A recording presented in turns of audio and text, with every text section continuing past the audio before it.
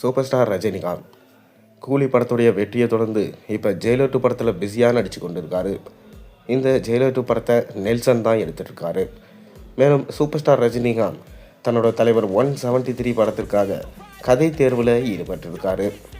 ஒரு பக்கம் ஷங்கர், ராம்குமார் பாலகிருஷ்ணன், இன்னொரு பக்கம் பார்த்திங்கன்னா ராஜமௌலி போன்ற பெரிய பெரிய இயக்குநர்கள் பெயர்கள் தற்போது அடிபட்டு கொண்டு இருக்கிறது.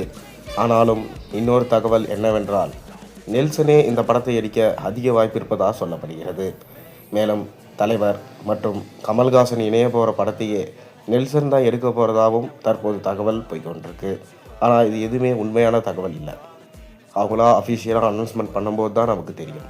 தொடர்ந்து ஜெயிலர் 2 படத்தினுடைய ஷூட்டிங்கில் பிஸியாக கலந்து கொண்டார் சூப்பர் ஸ்டார் ரஜினிகாந்த். சமீபத்தில் ரிலீஸ் ஆன அவரோட படையப்பா 2 படம் தற்போது சக்கை போடு போட்டுக்கொண்டு இருக்கு. வசூல்லையும் பார்த்திங்கன்னா அமோகமான வசூலை எடுத்துக்கொண்டு இருக்கு. மேலும் சூப்பர் ஸ்டார் ரஜினிகாந்தோடைய திரைப்பயணத்திலே முக்கியமான படம்னா அது ஜெயிலர். இந்த ஜெயிலர் படத்துடைய 2ஆம் பாகத்திலையும் ஜெயிலர் 1ல் நடித்த அனைவருமே நடித்து கொண்டு இருக்காங்க. கண்டிப்பாக இந்த படம் தமிழ் சினிமாவில் 1000 கோடி அடிக்கும் என்பதில் எந்த விதமான சந்தேகமே இல்லை. இப்போ கிடைச்சிருக்க லேட்டஸ்ட் தகவல் என்னென்னா, இந்த படத்துடைய ஆடியோ லான்ச் குறித்து ஒரு தகவல்கள் கிடைச்சிருக்கு.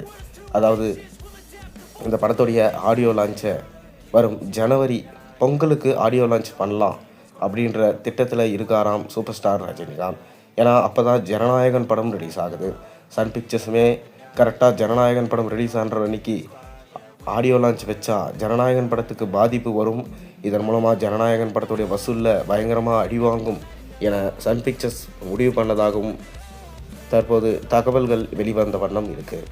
ஆனாலும் சூப்பர் ஸ்டார் ரஜினிகாந்த் ஜனவரியில் வேணாம், கிட்டத்தட்ட ஏப்ரல் அப்போ வச்சுக்கலாம் அப்படின்னு சொல்லிட்டு ரஜினிகாந்த் சொல்லியிருக்காராம்.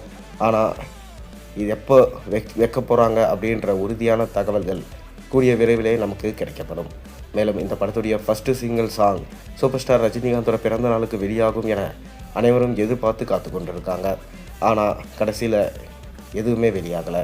ஒருவேளை பொங்கலுக்கு இந்த படத்துடைய ஃபஸ்ட்டு சிங்கிள் சாங்கை நெல்சன் வெளியிடலாம் என்கின்ற தகவலும் தற்போது கிடைக்கப்பட்டிருக்கு.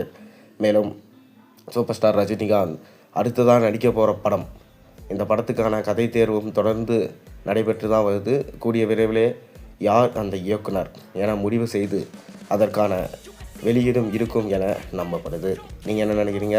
உங்கள் கருத்துக்களை மறக்காமல் கீழே கமெண்ட்டில் சொல்லுங்கள்.